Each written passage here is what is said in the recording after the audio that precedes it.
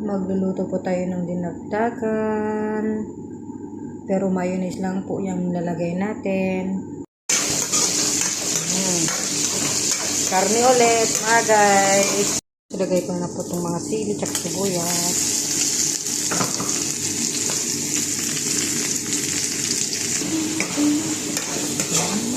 Dinagdagan for today's menu. Ayun po, nilagyan ko na po siya ng mayonnaise. Lagyan po natin ng masarap para malasa-lasa. Saka kunting dato puti tayo. Lagyan natin siya ng lemon para masarap. Ayun mga bi, tapos na po tayo magluto ng dinagdagan for dinner at baon na rin bukas.